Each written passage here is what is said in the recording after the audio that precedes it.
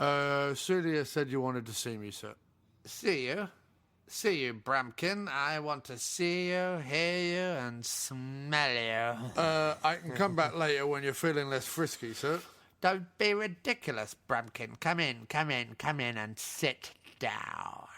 Do I have to, sir? Well, if you wish to keep swanning about the office with that ponytail and those alligator-skin pumps you do, Brumpkin, yes. If you wish to keep sneaking off to the coffee room to drink pina coladas and playing Panda Pop on your cellular device, Brumpkin, then yes.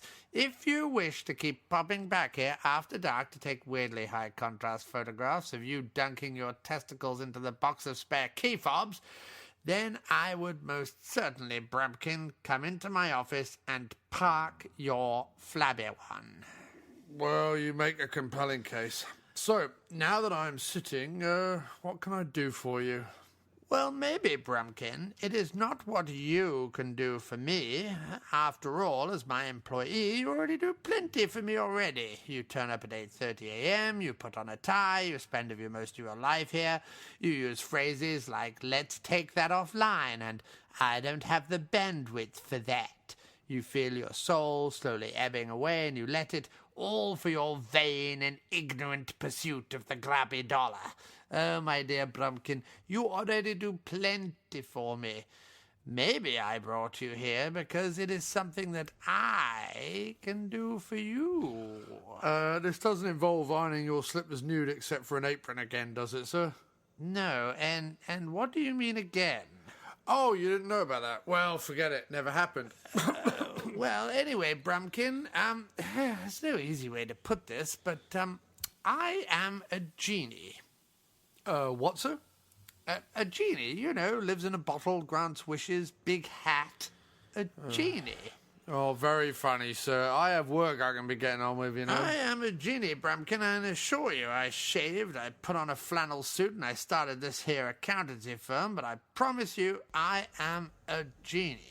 Well, if you're a genie, sir, grant me a wish or something. Give me a full head of hair. I am a genie, Brumpkin, not a barber, and sadly, because I haven't been using my wish-giving powers lately, they have faded from my grasp. I got so used to killing people's ambitions and the perverse rush that gave me that I needed more and more. I stopped giving and started taking. Giving can get so boring. No one ever gives you a wish in return. No one even offers you a cookie or something. I mean, Santa gets a fucking plate of cookies. I never get offered so much as a salted rice cake. I could get you a salted rice cake, if you're feeling underappreciated. Salt the fucking rice cake, Brumpkin. I can buy all the sweet, salted, cheesy, or even armadillo-flavored rice cakes I could possibly ever want. So, if you enjoy this lifestyle, sir, why does it matter if you were, as you said, a genie? Well, you see, I'm cursed. When it turns midnight on my 48th year on the planet, I turn into a small rusted weasel statue commemorating the invention of the weasel trap by Mr. P. Berringham of North Gusset. That's a very specific thing to turn into, sir. Well, you see, it's because I've led such a selfish life. If I'd stayed a genie, I'd have come back as Dame Judi Dench's horse saddle. As it is, weasel ornaments await. Makes sense. Well, in a world where any of this makes sense. However, I've come up with a rather delicious plan. Oh, no, sir. Yes, sir. Basically, you and I swap clothes. Here it comes. I put on a fake mustache, I move into your apartment, and when the reincarnation goblin shows up to turn me into a pewter weasel award, I pretend to be you, and you pretend to be my cousin Alan. Doesn't the reincarnation goblin have mystical powers to tell who you really are? Who can tell? But I can be a very convincing actor. I played Peter Pan last year in Summerstock Theatre and garnered the review, "He wasn't completely awful when compared to the badly painted gazebo they hosted the thing in, and the crummy petrol station sandwich I ate on my way over here," by a reviewer for the Coxwold Gazette. The Coxwolds? Oh, never mind that. How does any of this benefit me? You said earlier that you could give me something. Well, I have this £10 Sainsbury's home-based gift card and this picture of my cousin Cecily, which I'll allow you to lick when I'm not looking. She is quite a looker, sir. Well, exactly. I mean, a man would have to be a fool to turn down this offer. And I'm no fool, sir. Well, you are pretty foolish, Brumkin, or you wouldn't have bought into my ruse, hook, line, and sinker. Actually, you're fired. I'm what, sir? You're fired. What was all that genie stuff? A ruse, a jape, a heap of subterfuge. I was fucking with you, Brumkin. Now kindly get out. You're fired. Well, actually, sir. Yes, Brumkin? I'm not Brumkin at all. I'm the reincarnation goblin, and you're coming with me. It's a fair cop. And another thing, before I turn you into a weasel, you have to listen to this episode of the After Movie Diner. Oh, that sounds unbearable. It is.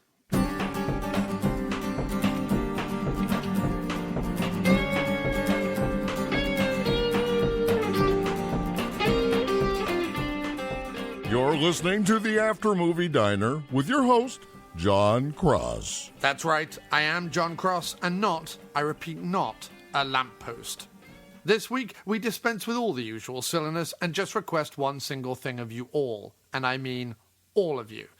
Yes, all of you go to Amazon and pre-order my co-host Jim Wallace's book of poetry, lyrics, and stories, Are You Hurtling Towards God Knows What?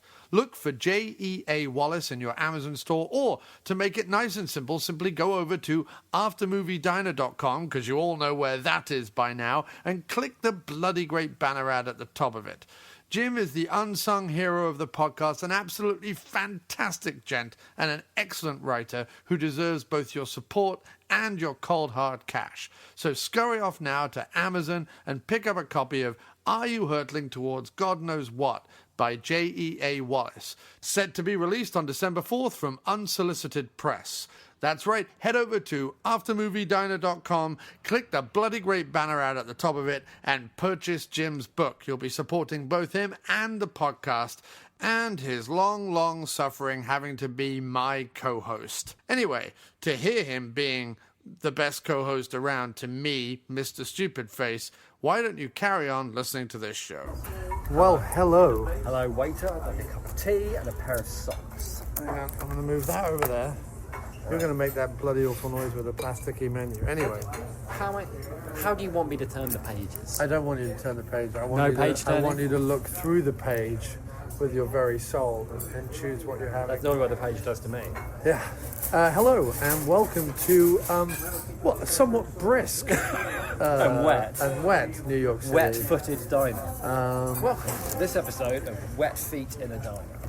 Jim was wearing unsuitable shoes. They said it was going to be a slight dusting. Right. The word dusting was in fact used. Yeah, but you're wearing. Dusting does not normally You're wearing mean... what? Slip-on loafers? What are you wearing? Well, they're not. I mean, they're, They're slippers, they're basically. sensible. No, they're basically, not. you're wearing slippers. No, they're Yeah. sensible shoes. Yeah, whereas I on the other. They're Clarks, actually. Yeah, Which Clark's over here is like, ooh, fancy. Clark's- Get you with your Clarks. Clark's slippers is what they are. Clarks, ooh, brand. Clarks of London. I, on the other hand, bought very sensibly just a week ago some all-weather Vans, and they've done me right up a treat. Nice and. He is not currently a man. No, with wet feet. With wet feet, I did not get a He's a gusher. man who thinks ahead. I'm a man. Well, I was very lucky. Most of my winter stuff is in storage right now, except I managed to purchase a nice thick winter shirt, an all-weather pair of shoes, and my Toronto Maple Leafs scarf and gloves came in time. So, but literally they were mailed to me like yesterday. I got them. So had they been a day late, I'd be scuppered. Good news for the cold-fingered. Yes, well indeed, or the cold-necked. Yes. But here we are in Cozy Soup and Burger. It's another episode of the After Movie Diner. We have braved yet again weather and trying to trudge through an unprepared New York to bring you this episode, to bring you this very episode. podcast that you're listening Make to. the roads go up into the. Oh, wait a into the minute, pavement. everybody. Jim, who's never had a job in town planning, is about to tell you where every city's going wrong. No, I'm just saying the road shouldn't go down where What road are you talking the about? pavement is. Well, because all the road goes up No, in the but middle. what road are you talking about? All roads, mate. Every roads? single crosswalk in New York after it snows is an impassable lake. Right. It's ridiculous. Ready? Yes, sir. Sorry, not a couple quite more yet, minutes, yeah. please. Do you know what you want? I'm torn between either getting the chili. I think I just want to cut, right? Because the bowl's probably enormous. I know I always get the chili, but it's really good. Listen, since that complaint we had, No, not since. I had something very adventurous last week. I had the cake vegetable quesadillas, and they were amazing. No, but in Go general, on, carry on with the point. I was going to say in general, apart from the specific example that I just mentioned. Yeah, the worm has turned, and you are No far worms. more boring than No I worms. am. I, on the other hand, am a culinary wizard of joy. You, and, right now, fun. look like the front cover of a 70s folk album. No, the back cover of a 70s folk. You've got a scarf, a beard, and one of those ridiculous, like, Newsboy guitar hat. folk hats, like a Newsboy John Thompson hat. hat. Newsboy. It's not a... It's a literally Richard called- Thompson hat. You're not a Richard Thompson. You're talking about Digits.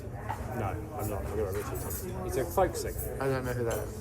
He's a folk singer But who looks like you. The name of this hat is literally the Newsboy. Right. I'm not going to argue with you on the newsboy hat. It's called a Newsboy. You are a hat. man who knows your hats. That's People exactly get into what- arguments with you about hats and fools. They lose. Fools and blackguards, They lose. mate. Fools and blackguards. Fools and blackguards. And you will lose. You will Grilled lose. Swiss cheese and turkey on rye with tomato, bacon, and fried onions. Sounds good, but kind of messy. I think I'm just going to get the chili.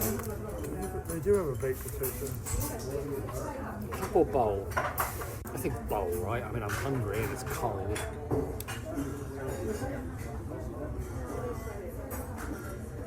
Bollocks the melted cheese. I mean, they may as well just like paint the top of it yellow. It's not as if it adds any bleeding flavour. No, it's literally a square of orange oil. I don't know why they bother. What are you thinking then, mate? I know what I'm thinking. I'm thinking, I wish I'd worn proper shoes. To be fair, Teresa did tell me before I went out, are you sure you don't want to wear winter boots? I just ignored her. Yeah, of course. And I you have do. learned over the years, never ignore a New Yorker when they tell you what to wear when you Right, go outside. of Just course. don't do it. Well, because you are, the worst person imaginable when it comes to this kind of stuff. Because you just assume you know better. It's not that I assume I know better. No, it's you assume you know better, don't even argue with it. You're like, it's not that I assume I know better, but here's something I know better about knowing No, better I'm admitting, flat out admitting. Like, that you were an Egypt when it No, came to shoes. I feel like my fate, right? Here's what it is. I feel like my fate is forever poised on a knife edge. You know what I mean? Between everything's fine and everything's garbage. Ladies and gentlemen, it's getting existential. No, I'm not. I'm just saying. So when I step outside and Teresa says to me, you probably want to wear boots because it's going to be cold outside, I have to decide when I step outside with my not boots on, Right. like what side of the razor's edge am I going to fall? Am I going to fall on everything's basically fine or everything is garbage and I wish I put the boots on? And this is the decision that I have to make. But put it this way, if you put what kind of boots are they? They're like big Wellington winter boots, or are they No, just they're big, proper like winter. I mean, they're kind of like the size and shape of like, walking boots, or whatever. They're not like right? moon So boots. if you'd worn them, Yeah. you wouldn't have looked stupid or anything. It No, wouldn't- it wasn't about that. I could get into why, but No. it would be so boring. Right. It might put you into a coma. Okay. You might just die. So, as we talked about last time, although we put it at the end of the episode, why don't we put a little bit up front, just a kind of 10-minute taster of what have we watched this week? What have we watched? What have we watched? What have we watched this week? What we watched this week? What we watched this week? The public wanna hear us speak about what we watched this week. Oh, don't tell me you don't wanna hear us speak about what we watched this week. I won't believe ya if you tell me no, you don't wanna hear me speak about what we watched this week.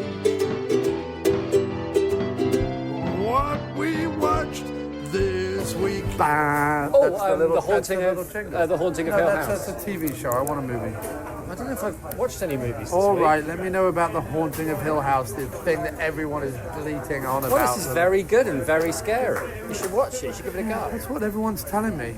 It's just, I mean, it all depends on how you feel about haunted house movies, obviously. But Is there a lot of slamming doors and children with black eyes? no, it's not like that. Actually, it's much more. It's much kind of creepy. It's like a proper haunted house thing. It's like creepier, and there are, ghosts in it, and they are scary ghosts. But they're also like one thing, for example, which is not a spoiler, because actually I kind of wished I'd known before I started watching it, which is there are a lot of ghosts, like throughout the series that you don't that they don't draw attention to. It's like they're having a normal conversation in like a room in the house, and I only found out later that you know, in front of a window or by a curtain or something, there was like a character there the whole time. Someone like peering, you know what I mean, like stuff that you wouldn't. I'd have to go back and watch like again. in Three Men and a Little Lady or whatever it is. 3 Men. Yes, I'm ready. Yeah. I'll tell you in a minute. How big's a cup of chili? Just a cup, sir. So just like that much? Get the bowl. Have at it. No, I'm just going to get the cup. Just a cup of chili. Oh my goodness. With Dullest man alive. cheese. I'm going to get a cup of chili with cheese. Yeah, for you? Yeah, can I get the chicken fingers, please? Can I get that with a side of the Idaho steak fries? But can I get it with the gravy and cheese on top of the fries? And can I get a cup of English breakfast tea with milk? Nothing to drink for you? No. Thank you. Thank you very much. Yeah, so for a long time, and I forget whether it was... Well, if he could have spit in my face, I think he would have done. Yeah, exactly. He was most cheery. When I said cup, I thought he was going to vomit on me.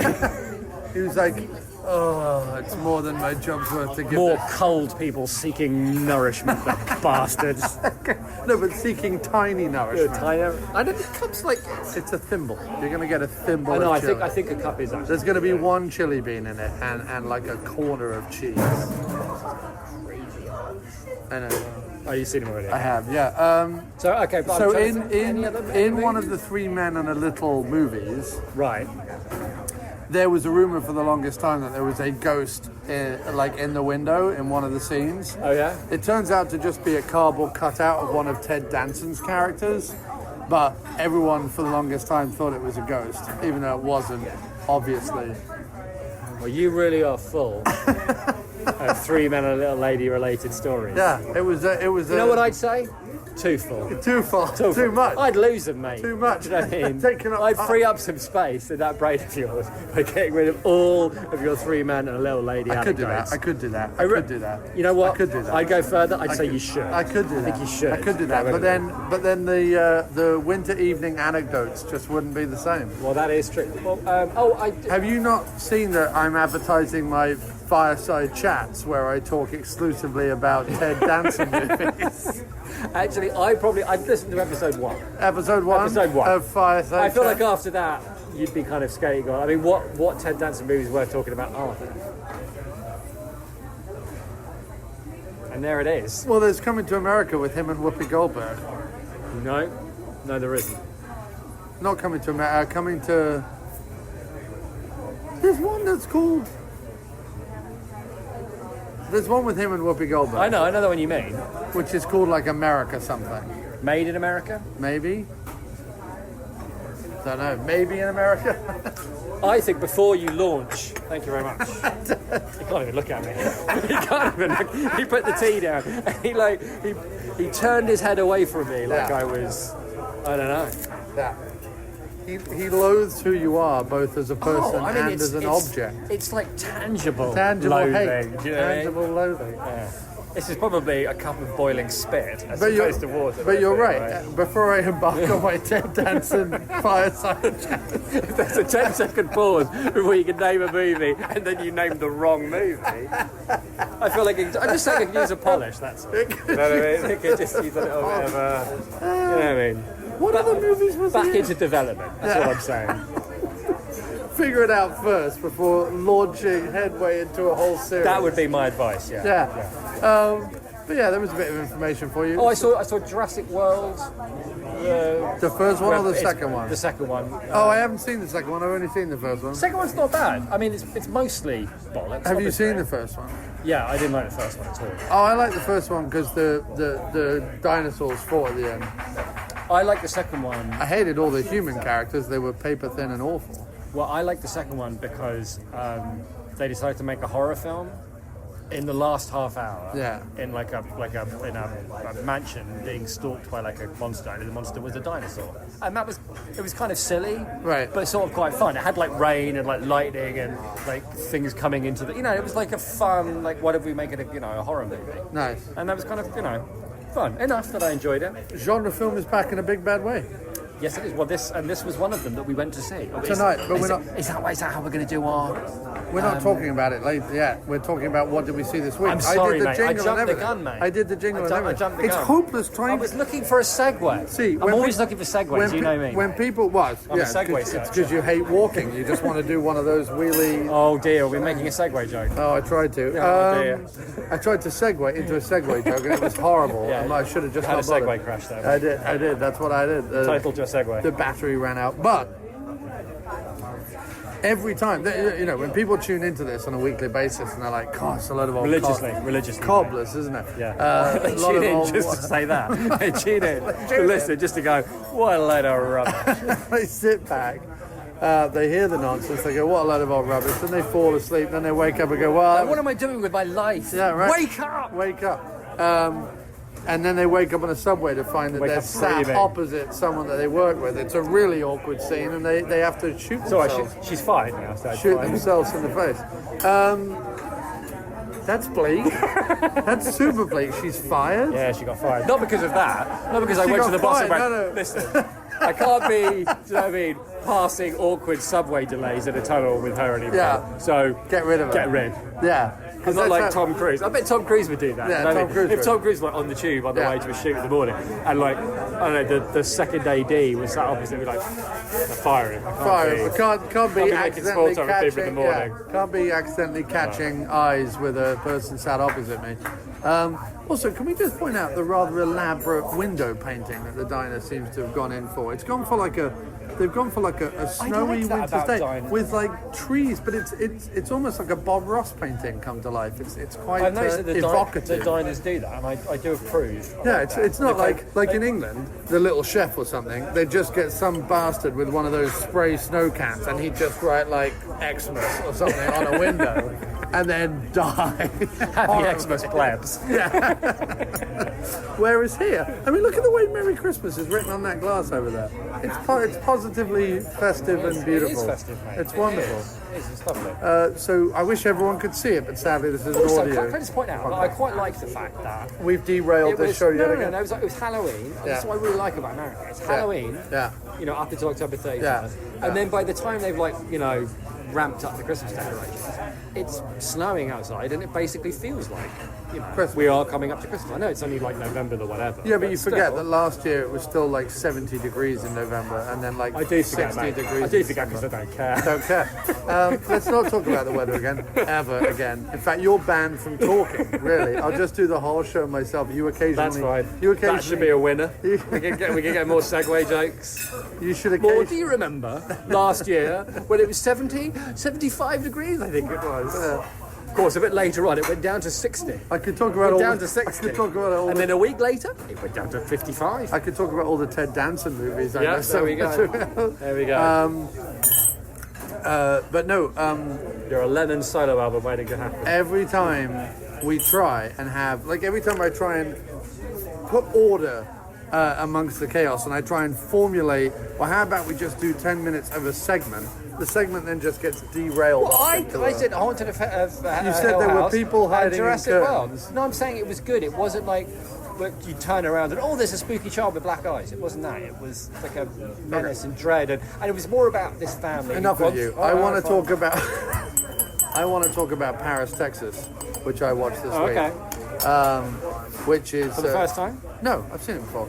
But Dean Stockwell and Harry Dean Stanton in a Wim Wenders movie written by. Can I just say that I think everyone's tuned in because they want to hear you talk about a Wim Wenders movie.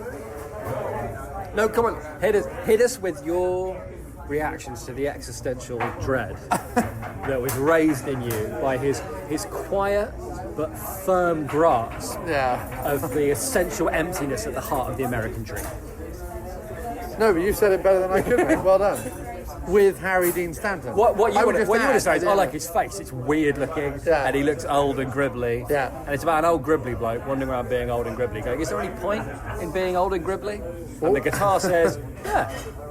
What's amazing about Paris, Texas, is that you look at it and you go, oh, it's actually a fairly like simple drama about brothers and family and fathers and children and life and the America and all the rest of it. And then you suddenly realize that actually it's a fantasy film, because in it we're meant to believe that Harry Dean Stanton and Natasha Kinski found each other attractive enough to have a child. Oh yeah, I forgot that happened. And Natasha Kinski is like 26 in it. And Harry Dean Stanton is like 60. Which, look, that's absolutely fine. And Harry Dean Stanton is the man. There is no doubting it. He is, let's say, America's face. If Yeah, he is. I mean, if anyone he's was America's face now. the face of America, it was Yeah. Harry Dean Stanton. Yeah. Craggy, scarred, wrinkled, and yet you can't look away. And possibly it's yelling at you to get off its lawn. So that's what I mean. Like this guy just came in the orange hat. It's definitely America's face. Yeah, good call. Yeah, I think he's got one of America's faces. One of the faces of. One of the faces of America, of which there are many. But I would strongly suggest, if you haven't watched it, watch it. I really enjoyed it. It's a very good film. I heartily agree with you. What else did I watch this week? I don't know. I almost care. All right, so we just went. Oh, to I was see- listening. No, whatever. Oh, great. Thanks very much. You like some honey mustard? Yes, please. Honey mustard would be great. The care that that's been put together with. Yeah. I mean, that's wow. Also, I said thank you, and you went, Did you hear that one? Thanks very much. You went, Yeah. Wow. I tell you what. You have to really admire the fact that they honestly believe that this is acceptable. You have to kind of admire it. They've literally taken My favourite bit is how much gravy you've got. next to none. I think you can ask for more gravy, mate, because that's dismal. No, it's fine.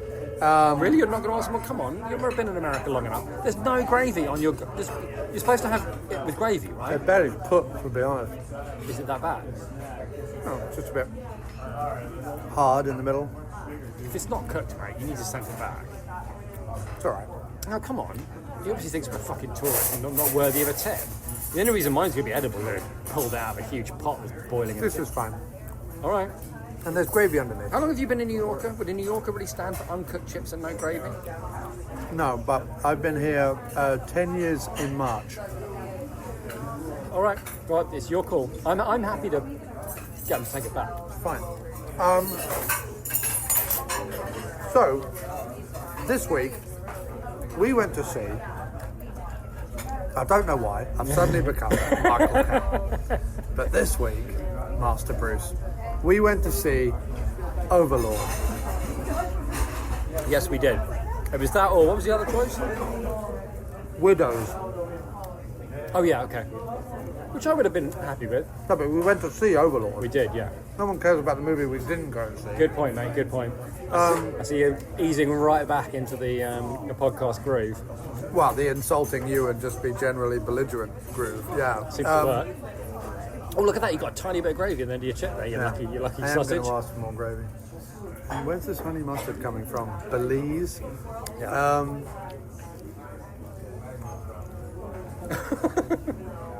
Thank you. Could I get a little pot of gravy, please? Oh, your tip is going to be so small. Just the smallest tip imaginable. What is wrong with him? What happened to don't him know. tonight? I don't know. Us, presumably. Maybe he brought the wrong shoes to work. It's the wrong shoes, Gromit. And you're Wallace. Could be something there. Isn't, but could be. Could be. And you're bald with big ears. Do I have big ears? No, I but do kind of have big-ish ears. It could be that No. they're growing. No, but- Old men's ears do grow. I tell you what you have, though. You have, like, wonderfully bizarrely shaped ears. They're not Do I? big, I've never thought of it like that before. but they're kind of, thank you so much. They're kind of beautiful in their own way. Really? Kind of, yeah, no, they're kind of, they're wonderfully knobbly and cartoon-like, with a shine, and Well, that's good. yeah, He says, not thinking it's good at all. So, he definitely phlegmed in my gravy. So no, fortunately, he wasn't in there that long. So, We went to see Overlord. We did. Which is a World War II movie Yes. in which the Germans have been experimenting with a superdrug that they found flowing in the waters of France underneath the church. Yes. And that's really it. Yeah, that's basically it.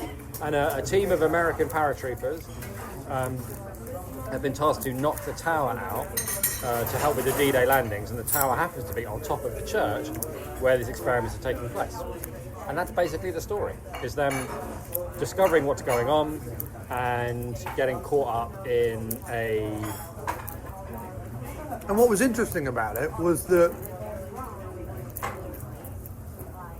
it could have just been a movie Yeah. about guys going to knock out a tower so that the D-Day landings could happen. Yep, it could have been that, yeah. They added the extra thing, just the extra genre soupçon de zombie, just to really Yeah. push it over the edge. Well, so other than a bit that was about, I don't know, 20 minutes in, 25 minutes in, there was a bit where it dragged for about 10, 15, maybe 20 minutes. Your understanding of time Yeah. in movies is way off. Well, what do you mean? It started to drag about 45 minutes into it, Oh, okay. for like the middle 20, Okay, so just and then it picked up again. Just before he jumped into the back of the truck and got into the church and ended up meeting all actually, the zombies. I found that it only really pulled out of the drag when they injected Blokey with the thing, with the crazy serum. Up in the top of Up the in the house. thing, and then I started to really. That was the first time when that happened. That was the first time I really started to enjoy the movie. Oh, you didn't like it when he had there was like a really funny haunted house bit where he was sort of trapped in the thing running about and stuff was steam was blowing at him and stuff was coming. You didn't like all that stuff? I'd like to go back and watch it again because at that point I don't know, it felt... They were holed up in the thing. And there was a bit that thing sometimes in movies where they're holed up somewhere and they have to go to the whatever, the place where the climax eventually going to happen, and they're going to come back, and it's a bit like back and forth, and it feels a bit... I don't really buy that he's there, but I got it. It all made sense in retrospect. Here's my big problem talking about this movie. Okay. It was fine. It was fine. It didn't blow my socks off. It didn't surprise me. No. It didn't... But what did you like about it? I really like Kurt Russell's kid. I could have easily watched a lot more of him. Who was Kurt Russell's kid? That's Blondie. Did you not? I didn't Did you know not see how Kurt Russell he was? that. No?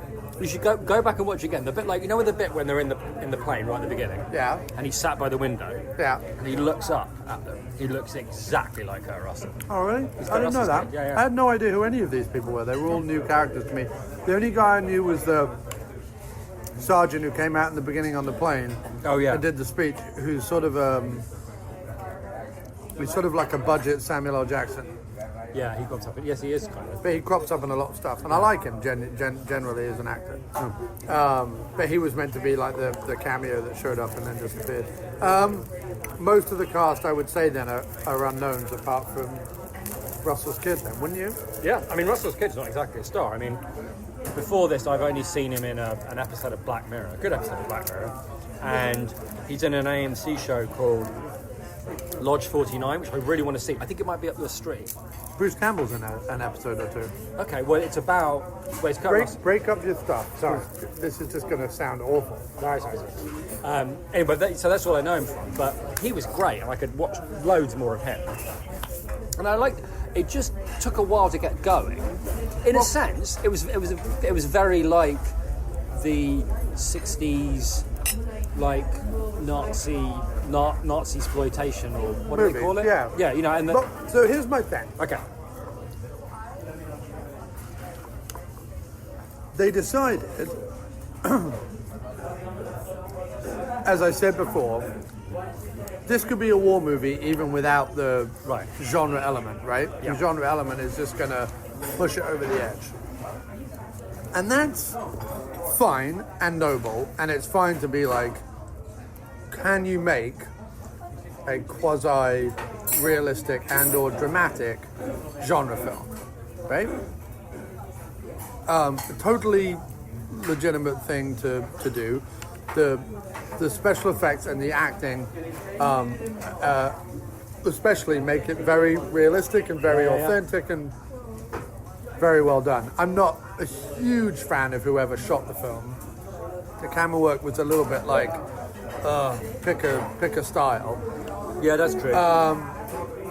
But in general, I'm like, all right, it's 2018. I can't expect too much from a genre film, and this one actually like delivered, like especially the opening sequence, coming out of the plane and putting you right in the heart of the action with all the explosions going off and the gunshots him ripping like the thing. falling upside down. Yeah, it was That really well done. cool. Really, really well done. And I have to give it credit for that, even if I was a bit like, oh, for fuck's sake, keep the camera still with you. My big problem was this. Right. I don't think either story, the way it was done, the way it was presented, Yeah. either individual story was compelling enough. And I felt like they'd slammed it together in the hope that it would somehow become compelling. Right. I feel like if the story was an entire plane of paratroopers, basically are whittled down to 4, like 3.5 guys, because of a series of accidents and issues and bombs and whatever. And they have to take down the tower that saves D-Day. You would make that movie in a particular way, right? So a bit like Hunter-Killer, right? So in Hunter-Killer, it's all like, this has to happen or the world is doomed, right? And they made sure that the music was pounding and the camera was whizzing past things and the clock was ticking and dun dun dun dun dun dun dun dun dun dun dun dun. What are we gonna do? What are we gonna do? Like that was happening, right? So that was the pace of it. In a genre film about like, Nazi zombies or whatever, or Nazi super soldiers, or Nazi. I mean, Nazi zombies basically, but ones that can run. Well, they're more like reanimated. Actually, they are, aren't they? It is more that because there's no. They're more like, well, it's exactly reanimated. It's a serum, only it's orange in this instead of green, that not only reawakes the dead, but when they come back, they come back like super angry and super strong. If you had to describe a movie, you'd call it Band of Brothers meets Reanimator, because that's literally what it is. That's literally what it is. Yeah. But I feel like if you were going to make that movie, the scares and the genre elements and the gore and various other things, the creep factor, would start much earlier. Now they did a good job in this with like the aunt and with various like little nods and things of something is afoot. And obviously because marketing is the worst thing on the planet right now, they spoiled it all in the trailer anyway. Yeah. And I almost feel that was to its detriment, because I was sat there going, wait a minute, I thought there were Nazi zombies in this. What the fuck's going on? Like, there was a part no, of it. you're right, actually. Because the thing is, when it comes to like a J.J. Abrams thing, right, especially like this, he's obviously going with something particular. It's not like... Well, he produced it. Right. But it's his production. But I'm saying, what attracts him to a project, right? As in, like, why? And he is a genre fan, to be fair. He right. Phantasm. What I'm saying is, what attracted him presumably was what it would have sold. Like, this is what you've got. You've got no stars, pretty low budget, and you could tell that the point of it was supposed to be. It looks like a straight up war film. You even give it the they don't call it. They give it the name of the actual, Second World War operation. Right. They call it Overlord, right? So it's about the war rather than, there's no clue as to what's going on. And as you say, there's they find the weird dog thing. There's something not right with the aunt. Why are they killing the villagers and taking them away? There's this thing where they're as you say, they're trying to set up. Now, how it works, which is locking them in a house basically while weird shit happens all around them, right? That would work really well, and then you take them to the place, right? But as you rightly point out, we knew it was about Nazi zombies because we'd seen the trailer. So you're going, where's the Nazi? I know it's Nazi zombies. Right. When's that gonna? And I think if you watch this like like The Descent. Yeah. When I went to see The Descent, I thought it was just a claustrophobic horror about cave divers. Right. I had no idea there were monsters in it at all. I just had no idea. So when that happened, I was like, holy shit, fuck. Like it really blew me out of my seat. Right. And I feel like, nothing stays a secret anymore in this world, unfortunately. But it would have been bloody nice to have just gone see this movie. Wouldn't it have been good, like, to go, it's apparently some kind of war movie. Yeah, and but supposed to be quite good. But I'll say this as well, though, is while I think there was some attempt in the script and in the making of the movie to tell both stories concurrently and hope that two exciting stories led up to a really exciting whole. And while I do think that didn't quite work, and I can't really put my finger on it too much, I think that the first failing of the film was the soundtrack. There was not enough of a soundtrack. There needed to be either a booming genre-style war soundtrack, Right. that then led its way into creepy, scary, what's going on in the castle soundtrack. Right. Or, if we're all going to know that it's a genre film in the making, and it's in the style of something like The Thing, which starts off small and slowly builds throughout into some big madness, then go full genre with the soundtrack. Go full, go synth, go Carpenter, go something with the soundtrack. Yeah, that makes sense. It had one thing, which was it had a dum dum dum dum with a kind of, which came up in the soundtrack occasionally, and I kept wanting it to be yes, okay, and then nothing again. And I know that's a really odd thing, but it was so well made and so well acted, and the special effects are fantastic, and the idea was solid. I mean, it's a bit computer gamey, but anyway, the idea is solid. And I'm all for sleeper hit genre films coming out at the end of the summer and end of autumn rather, and doing gangbusters. This has done pretty well, right? I think it only just came out, right? I thought this had been a fairly decent hit. I thought. I don't know. Oh, okay. But I'm all for the cinema was pretty busy. It depends when it came out. If it came out last week, I guess, because if it came out Friday last week, we're at the end of the first week's run, but the cinema was busy enough that it'll probably get a bit more. I just felt I'm all for these kinds of movies. I completely appreciated the way it was put together. I don't know if it was because I'd seen the trailer beforehand, or if it was the theatre we saw it in, which was sort of weirdly light and loud. I found it very light in the theatre, which bothered me as well. There was also some sequences that I found really dull looking, it could have been more contrasty and brighter. I thought it was a valiant effort. I certainly prefer it over any of the other horror/thriller zombie movie things that have come out in the last few years. Yeah, that's true. But I think it's a bit of fun. Like when she got the flamethrower. Yeah. And she did it in the zombie with the flamethrower. That was super cool. And then she just threw the flamethrower away. And I thought, no. Keep the flamethrower. Right. Use the flamethrower a number of times while you're running away. Yeah. Why are we... You got a French chick with a flamethrower taking out zombie Nazis. Why wouldn't we do that more than once? Right. You know what I mean? In fact, I could watch a whole film of a good-looking French chick with a flamethrower taking out zombie Nazis. Zombie Nazis. Right. And I think you're... I'm no film producer, as you know, mate. Right. But it seems to me that's where the money lies. That could be where the money is, right? And I think that's the problem, is that I think it gets bogged down in its seriousness, and the couple of occasions that it references other films. So there was a bit, for example, where she was running through, she puts the boy in the tunnel to get away, her little brother in the tunnel to get away, and she's left being chased by the super Nazi who's all melty and weird.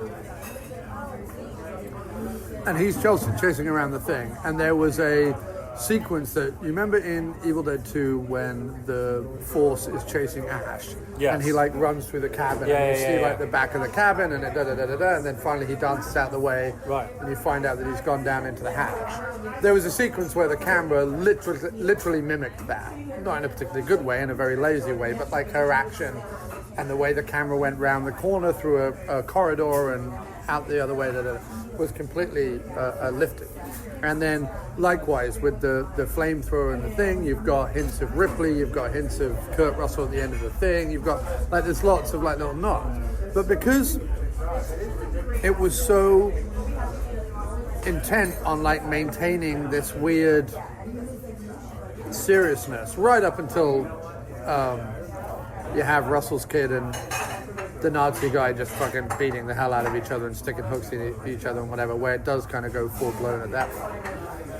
But because it's trying to hang on to, well, this could be a serious war drama, you know, it forgets to have fun, and the occasional moments that it does remember to have fun, they stick out to the point where you're like, well, I've seen that before. Whereas if halfway through the movie it was French chick in leather jacket with flamethrower taking out zombie Nazis, and it happened multiple times, the movie itself would begin to own it. It wouldn't be like some iconic thing that you've stolen from somewhere else and just put in your movie. It would be something where you're like, oh, I guess that's this movie. Right? And I think that's the danger of like referencing anything. You either have to go completely full tilt at it and just go, we're aware it's a genre trait to have an empowered, strong woman with some implausibly large killing device, killing a bunch of zombies. We know we've seen that before. How do we do that our way and just do that for a third of the movie? Much better to do that than it is, like you say, do the one-off thing where all that leaves me thinking is, A, I want more of that, and B, oh, they wanted to do Kurt Russell at the end of the thing meets Ripley from Alien too, like, or Aliens. Yeah, I mean, I'm with you on the soundtrack. I'm with you that it did nearly lose me because it had a lot of good work. Even the bit where they just put the Overlord title over it, and that was it. And it was just so 70s. Yeah. And the bit at the plane was great, him coming down, and all the stuff with the sergeant and Russell and the mine, the whole sequence right up until they get to the house, right? Him running through the trenches, something's not right, and the dog, everything's perfect. Right. So here's my thing, right? Here's my suggestion. What kind of bothered me? By the way, I did really like it. Yes, I really but liked I just it too. can't. I really liked it too. But here's my I can't be problem. enthusiastic about it. That's the difference. No, I I can't agree. be passionate about it. We can be enthusiastic about Rampage and Hunter Killer, but there was a bit in the movie, right? I didn't. You've set this thing up, right? Where there's something really weird going on. You've got two things happening at once, like you say, right? We've got to somehow take the tower down, and something weird's happening in the church. Right. Which, by the way, they could have leaned into the church thing a bit more. It looked more like a castle. It was just corridors. And, Right. You know what I mean? There could have been There a was bit some more. gravestones on the wall, like a mausoleum, but that was... Yeah, but you know what I mean? They could. It was just like cells and like the lab wasn't very imaginative. It was just like a kind of a circle and some tables. There wasn't a lot of set design. You know what I mean? Well, that was Not the that I other... normally come out and really go, well, the set design was very mediocre. But that was the other problem, is that I almost feel like, oh, you've done an R-rated Captain America story, because, like, there was so much, it was almost too polished. Like, it was almost too sets we've seen before, stunts we've seen before. But so here's my thing, right? There's one truly original bit in it, which was him hanging off the hook and pulling himself off the hook, which was truly disgusting. Yeah. Actually, no, the thing that I would say was the most original thing that I've not seen before was when the guy in the room, which is my favourite sequence, and my head hurts and he headbutts the pillar and breaks it. Yeah. And then he like throws his head back and then breaks his own neck, and his head's like flopping over and his throat is like a bent tube, and it was like, oh my god, that's so hideous, that's amazing. Yeah. And his like bones like jutting up, and then he like throws his head back and his bones are still like jutting out of his. That was super cool. I like that. But anyway, listen, because I want to go back to the thing you said about having the two stories parallel. So the whole point about like your Where Eagles Dare, like there's a place we've got to get to, right? There's the tower. Right. Most of the movie, or like the exciting bit of the movie, is getting to the tower. Right. Right? How do we get there? What's our plan? Plan's going to go wrong or whatever, but it's like an exciting journey to get there. You have to like, go through some stuff. And if what's waiting there is, this weird, zombie laboratory or whatever, Right.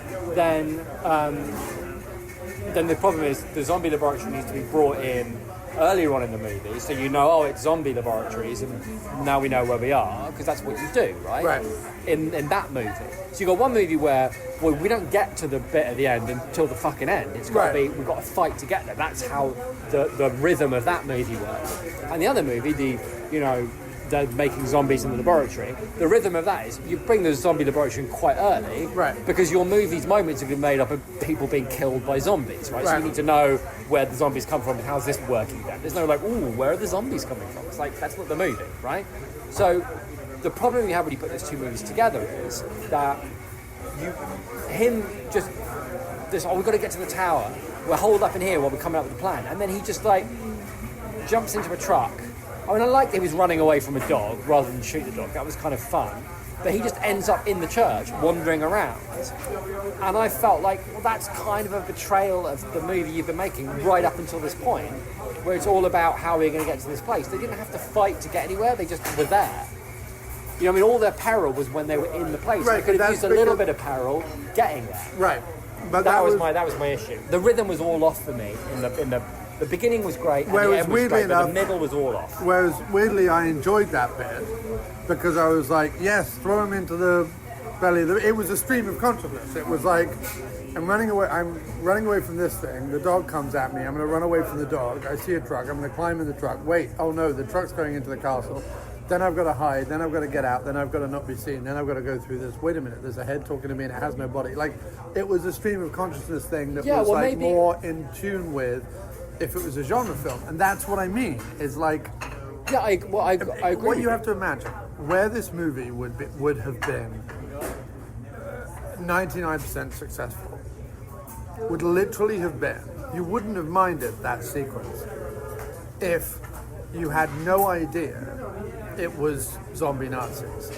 If you thought it was just like, he's out there, he's being hunted, yeah, that's true. he witnesses them burning some people alive, then suddenly you realise he's going back to the castle and he's in a van full of dead bodies. That would have ramped up the... But again, that's where you needed a soundtrack. Yeah, that's where you needed... Yeah, that's fair. Like a dun dun dun dun. You're right, dun, when dun, you say dun, it, when you like say it like that, you're right. It made sense within the movie. Maybe there's also a part of it that when you're watching a genre movie, right? It's like when I first saw Dog Soldiers and I didn't really realise that there was going to be werewolves in it. Yeah. It was just I didn't either. That was a very successful movie. Oh, and that's another thing I thought. They bothered to go, okay, we're going to have the black soldier, the Jewish soldier, the clearly guy from the Bronx soldier, and a lot of cliche things, but didn't bother to write any of them, any lines anyone cared about. Think about Dog Soldiers. 2/3 of Dog Soldiers, because of the budget, is them sitting around in the room talking about stuff with like colloquialisms and jokes and banter and insults and whatever, interspersed with like, thrilling, horror, grungy, what's around that corner scares.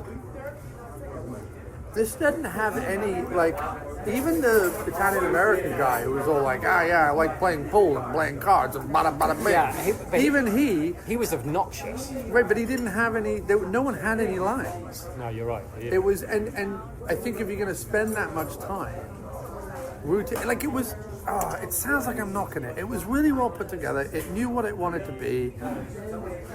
It was fine, but it just didn't rev my engine. That's all I can say. It just didn't rev my engine. And I can point to two things, and I think it's lack of. If you're making a genre film, and it doesn't matter if it's a war film or if it's a thing, give the lines. Put the lines in there. Put the one-liners. Put the Sarge, I wish I was home on the farm speech. Do something. Do anything that is from that genre. And likewise, when it comes to like Russell's kid kicking ass and trying to get rid of the Nazi and blah, blah, blah, blah, blah, throw in a few, Snake Plissken or Ash William lines. Like, not rip them off, but like throw in a few.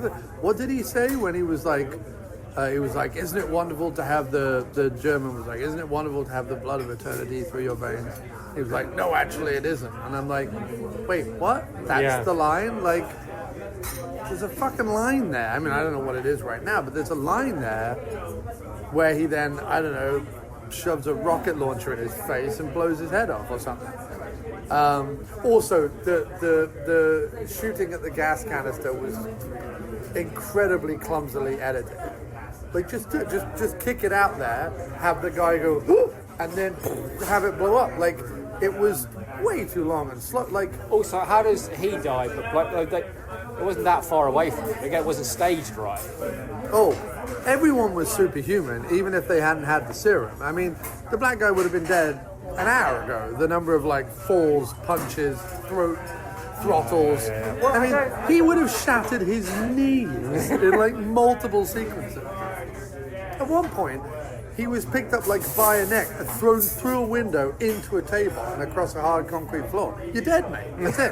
Your spine's gone. You can be like, oh, it's a serious war drama with a zombie in it, but like, he's dead.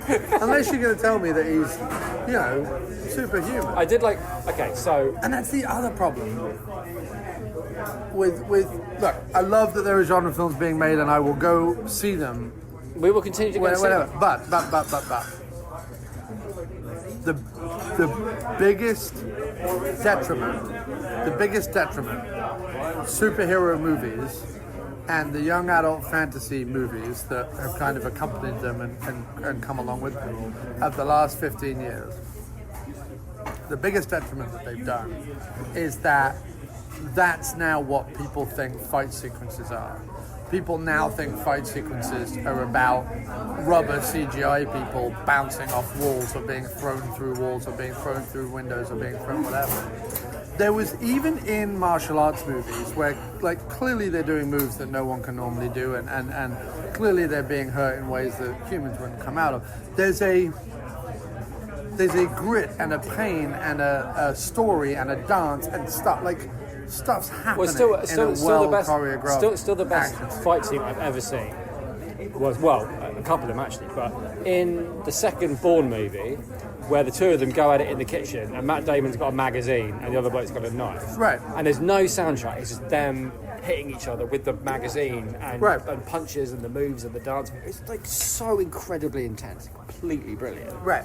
And no one gets thrown through a wall. Right. It's like he's hitting him with a magazine. Right. It was completely... Oh, and the first one where he does him with a pen. Right. It's completely brilliant. But like, action sequences now, even in movies that aren't comic book movies, just look like comic book. Yeah. And it didn't help that the 3 trailers we saw beforehand were for like, oh, it's another empowered, super half robotic young adult woman who's going to be like fighting robots in a dystopian future. Oh, wait a minute, there's a young empowered 20-something woman who's going to be helping fighting with bumblebee robots in a dystopian future. Oh wait, there's going to be a young, like, we saw how many trailers like that tonight? Yeah. And it's fine. Give the kids what they want. I mean, honestly, anything to shut them up. But throw a few crumbs to the crumblies. Yes, I like it. Throw a few crumbs to the crumblies. Which is what we And are. I think, this Overlord is definitely, my reaction to Overlord is definitely a product of being fairly long in the tooth where genre films are concerned. Like, if you've watched what I've watched, you go into Overlord going, I've seen this. I've done it. Like, without the... Okay, but then my reaction would be, I don't think I've ever sat through an entire Nazi zombie film. I know there's plenty out there, and I think I've watched like 10 minutes here and maybe 20 minutes there, but I've never sat through a whole one. But I think what you pointed out about there's 2 movies next to each other, and they don't know which story to tell.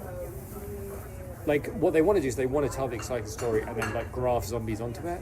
But they're 2 different movies. It doesn't work like that because one's an action film and one is like a horror film, and it's not like action horror. You know what I mean?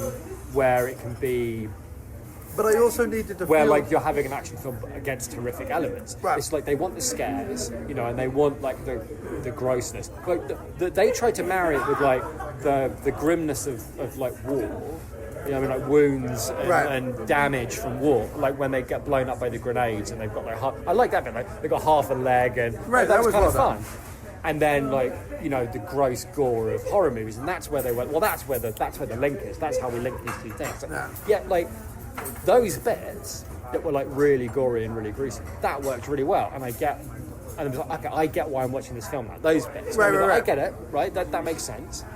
You know, that they would live through this. This is just like a heightened thing of what they all had to live through. I get it. I'm on board with that. But I think I think your soundtrack thing is a big part of it. I don't think that they knew, because the genre film is about, listen, you're going to watch this film and then this is how it's going to unfold, and because this has been done so many times before, we know we're going to, you know, we're onto a winner in terms of rhythm and, you know, pace and excitement, and, you know, we're going to take you along on that ride again. And this one was like, well, we'll have a little bit of a ride from over here and a little bit of a ride from over there. So you can't do that with genre film. You can't take bits of pace from here. No, I'm not saying I'm not saying elements. I'm saying structure. Right. Do you know what I mean? Like that's what they tried to do, and they put the two structures together. You could have done. So you end up with something that doesn't work. What you could have done. You can have the elements of one structure with like thematic elements, or But let me explain what I mean. If I felt the ticking clock, like, we must blow up the tower by this time, and even though he said the time repeatedly, I never felt I thought like, they can blow it up anytime. Like, I didn't have that feeling. Yeah. And it's because in a war movie you would cut to the general somewhere being like, oh my god, the planes are almost there, is he gonna make it, like, you would intercut with that, and you never did. You never saw anyone on the Allied side worrying about whether the planes would get through or not. That was never, you never saw that. You only ever followed the men. And I feel like you could have the ticking clock, and we have to destroy the tower in order to make D-Day happen. With Nazi zombies work if, you know, like at the end of Back to the Future, even though you've seen it 100 times, it's still incredibly nerve-wracking because you're trying to get Doc to just simply plug the two things together, right? And the reason why it's a super simple thing, but it built, you know what I mean? Like, there's a tree on the line, there's a thing coming along, he has to go up on the clock tower. Like, there's things that suddenly have to happen. You could make the zombies or the underground lair that they find themselves in or whatever, the thing that keeps standing in their way, right? If that's how you play it out, if like, oh, I've almost got the thing that's going to make it blow up, like I've got to stick this one thing and this other thing before it blows up, but oh no, someone's grabbed my leg. Meanwhile, the generals somewhere are on the hill being like, why isn't the tower still standing? But what I mean is, you could do it and have exactly the same movie, just with the pace and the build-up and all the rest of it, of that. Right, but that's exactly what I'm saying. That what you're talking about is you're talking about, therefore, a war movie where the elements of the war that are going to... So the thing that they have to get through to get to the castle, the stuff that's standing away from doing the time, is like elements of a horror film. That totally works. Right. But I'm saying you've got the structure of the war film, which is we have to get the ticking clock thing, with the structure of a zombie film, which is, now you have to face off against the bad guy. Right. It's like, so on one sense, like, hang on, am I worried about the ticking clock? Also, or am I worried about the bad guy that's coming back? How do you like, it's like you can't have the two things at the same time. The After Movie Diner with John Cross will return right after this.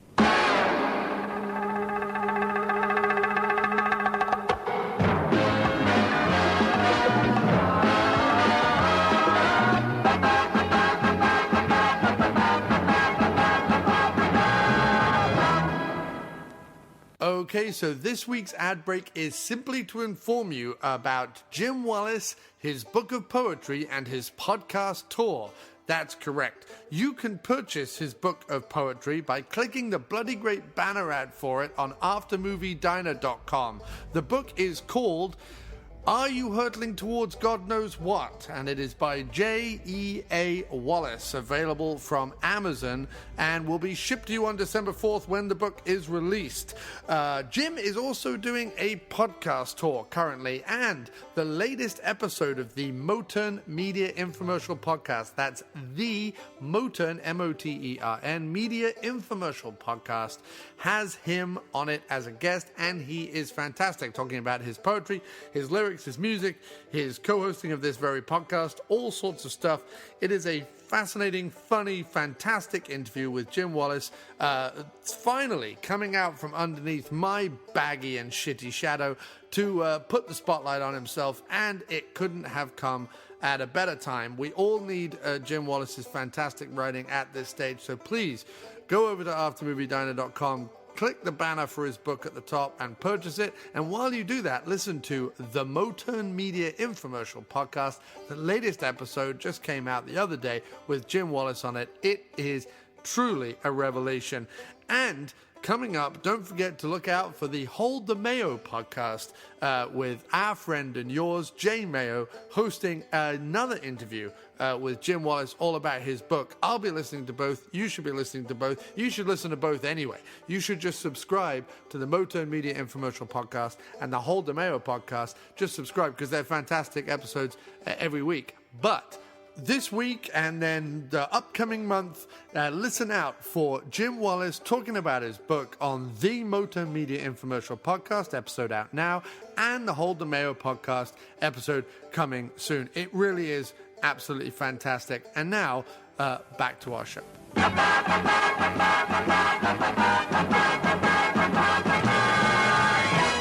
Yes, if you want to hear an ad read out in the middle of the After Movie Diner for your project, your website, your podcast, your album, whatever it is that you do, if you want to hear an ad read out in my bad English tones in the middle of this show, then please go over to patreon.com/aftermoviediner, and for the $3 or more per podcast show package, I will read out or play a promo for your site, your store, your podcast, your web series, or anything that you want on the show at least twice a month for 3 whole months. My goodness, what a deal. It's basically free advertising, except that you have to pay me.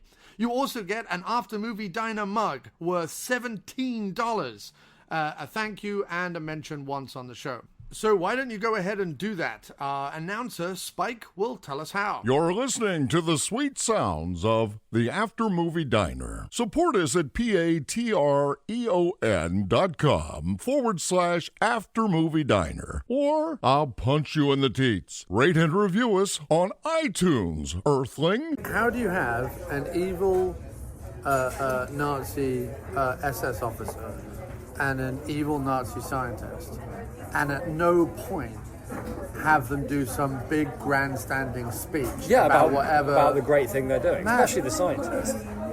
Like the thing, for example, the thing the first Captain America does so well.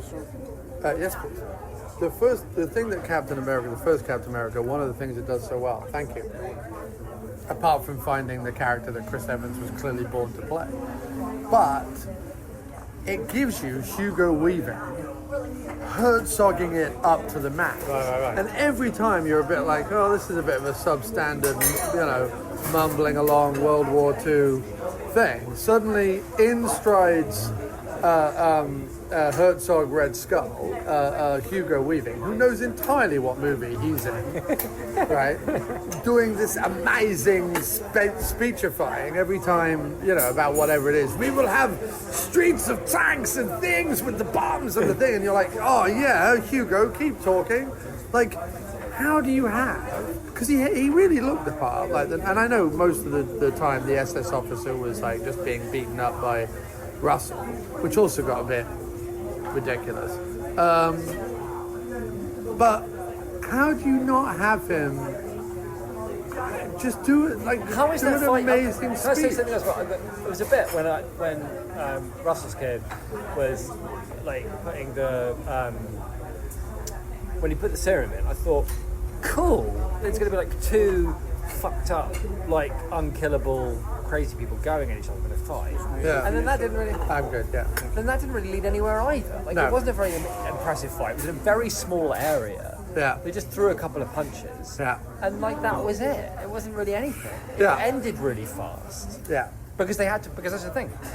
Instead of it building to a bit when you make a horror film, it builds to the final fight. You go, oh, well, he's going to come back then. Like the guy's going to crawl out of the rubble and have to, you know what I mean? Like that's the horror film climax. We go, oh no shit, we've got to have him kill the bad guy because we've still got to fit in the setting off the bombs to bring down the tower and having him escape in time, which is another thing. They keep going between the structures, which means you're losing all the momentum of whatever you just got to, and then shifting over to another thing. But look, they did it. They. I know it sounds like okay. Here's the problem, right? Here's the problem. It sounds like we didn't like it. We sat there and we watched the movie and we did really enjoy it. It's just that when you make a film which has got like loads of atmosphere, and when the effects are really good and the acting's really good and the story's really strong, it's really frustrating when it doesn't work. And you want to think. Well, no. You want to think and talk about why, when you put these things together, why didn't it like? Let me put it this way. Why didn't it lift off? Let me put it this way. You know, there's a movie, Halloween 2018, another perfect example. Let me explain. Right. Where people love it. People just fucking love it. Oh my god, it was so good, blah, blah, blah, blah, blah. And you watch it and you go, I can't even figure who would like this. Right. It's a bit like Trump being president. You know what I mean? Like you Yeah, look at yeah, it and you just go, I can't, there is no part of my brain that can I can't put myself in any position where I'm like, that's my man. And it's not about his policies, and it's not about what party he's running for, and it's not about who's around, whatever. It's looking at the man and going, I don't understand that. Whatever that is, right? The same with Halloween. We watched Halloween, and I'm like, I don't understand how that made hundreds of millions of dollars, and people wrote paragraph after paragraph about how amazing it was. And I don't understand how Jamie Lee Curtis went around saying that it was this hugely empowered woman and blah, blah, blah, blah, blah, and all of it. I don't. I watched the movie. I watched the same movie as everyone else, and I do not understand. This one, if someone came to me, if like an 18-year-old came to me and was like, oh, I saw Overlord, it was bloody great, and the zombie Nazis and the fighting and the gore and the thing, I'd be like, yeah, I would totally understand why someone with, not even with limited genre knowledge, but just with like a certain type of genre knowledge, who grew up on Marvel movies and, you know, the Hunger Games or whatever. This is their Reanimator, and I totally understand that. But I've seen Reanimator and all of Reanimator's sequels multiple times. So it's not going to have that effect on me. But if someone comes to me and says Overlord was awesome and I really fucking enjoyed it, I understand why. Yeah, okay. So that's the difference for me. Yeah. This wasn't a movie that I came out of and went, well, I don't understand why this was made or why someone would like it and it was awful. It's a movie where I came out of it and I've gone, I totally get it. It was really, like, the effects were great, the acting was great, it was filmed adequately enough that I could see most of what was going on. The sets were really great. The atmosphere was good. The characters were fine. Could have done with a few one-liners, and I could have done with some soundtrack. But overall, good. You've done your job. But it just, because of... B-, I'd probably give it. Yeah, but because of knowing how much better genre films can be when they're made with a sense of pace and a sense of fun and a sense of style, it just didn't blow my skirt up. But if someone came to me it had to and have one said, or the other, right? It had to either be more fun, right, or have more style. But that's how if I you're going to feel be serious, then you've got to lay on the style a little bit. Then it's got to be like up your metaphors. Do you know what I mean? Like throw a few things in there, give it a little bit of meat. Cast Gary Oldman as the mad German scientist. Yeah. Have him do one amazing speech that brings the house down, and as he's doing the amazing speech, have like some mad zombie creation of his own creating, like rip his neck off or something just as he finishes the speech, and then have him die in like molten fire or whatever while doing the Nazi salute. Like do something like. There was the other thing as well for a genre film about Nazi zombies. There was none of the Nazi exploitation that I demand. There was no like goose stepping. There was no like Zig Heils. There was no like mad speechifying. I want all of those things. I want them all now. I also kept thinking as well, like if Spielberg and Lucas had any balls, this is what Indiana Jones 4 should have been. It should have been, because all the other Indiana Jones Nazi ones are all about, like, they're trying to obtain eternal life, or they're trying to, like, make the Reich go on forever with the Ark of the Covenant or whatever. It's only a bit more of a leap that they did some scientific discovery where they made Nazi zombies. And how much more would you have preferred to have seen Indiana Jones running around, like, punching Nazi zombies? I already want to see that movie. Right. Rather than whizzing Aztec alien heads. Yeah, they just doubled down on the wrong thing. I understand why they did it, but they doubled down on the wrong thing. Yeah. They thought that people liked the film because of the idea of, I don't know, like daring do, and like, it doesn't matter what the MacGuffin is. But weirdly, Indiana Jones is mostly about the MacGuffin. It doesn't work when it's not Nazis. Like Temple of Doom was the same. For some reason, it has to be Nazis. It just doesn't work. Right. I don't even know why. It's just, that's what a good Indiana Jones movie looks like. Sorry, but they have to be. that's how it They is. have to be hand-wringing, sweaty-necked, pince-nez glass-wearing, comical Nazis. That's what they have to be. They're not like. I don't want any like realistic, Jew-hating Nazis. I want comical, goose-stepping, mad, leather-pant-wearing, it's very similar. Zig-heiling It's Nazis. very similar, the Indiana Jones thing, to Star Wars too, in the sense that Lucas thought that Star Wars was all about like, all the mythology and all this bollocks, right? But it wasn't. Like when he turned the heroes from being like gribbly, like nobodies who couldn't afford a packet of soup, trying to kind of get their shit together enough to stop being overrun by evil bastards. That was fun. But when it's like they're wandering around like GQ models in, their perfectly tailored fucking Jedi suits in their, bejeweled corridors of, wealth, going, I think we've got a bit of a trade problem out west, or whatever. Like, that's not fun. Yeah, nobody cares. I don't give a shit that they can lift up a car or whatever, a fucking hover thing with their hand. I don't care. Right. I care that they get into fights in, like, dingy bars. Right. And I have no idea if they've got enough money, do you know what I mean, to cadge a ride to the fucking Death Star. Like, these are the people that we, for whatever reason, that's the Star Wars film we want to see. And that's why the J.J. Abrams ones are better than the prequels, because they're all like gribbly nobodies without two beans to rub together. It's just better. And same with Nazis and Indiana Jones. And as you rightly point out, if you're going to make a film about Nazi zombies, then the zombies have to be wearing Nazi uniforms. Yeah. Preferably the full black SS number. Yeah. With like disintegrating faces coming at you with whatever. Like that's not like, I don't know, like I don't need to see zombies' abs. Do you know what I mean? Like they don't need to be shirtless zombies. When they go like, check out my abs, check out my zombie Well, they were abs. meant to be super soldiers, to be fair. Yeah, but I can get their super soldiers because they're dead and they're trying to kill me. That's a super soldier needs to get. Yeah, It's something like, that's what it is. yes, but their musculature was very unrealistic for a super soldier. Like, what, I have super soldier ab standards now? But that's what I mean, is that if you remove the gore, it's like Captain America Yeah, you're right. That's versus the Red You're Skull. right. It's actually the kind without of the thing. fun dialogue. You're right. It actually would have been a better film if Abrams hadn't gone anywhere near it. I mean, I think some of his instincts were good. Like, don't put big names in it. Let's Keep try it and keep the R-rated, mystery. like, keep keep it it R-rated. R-rated. Right, all those instincts were good. In fact, you're right. The bit where the best bit in the whole film,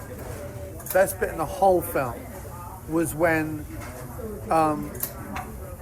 the main SS officer had like a second in command lackey who only ever spoke German in the movie. I don't think he ever spoke English. And he had one of those really like, oh, you just know this guy's a shit kind of face. Yeah.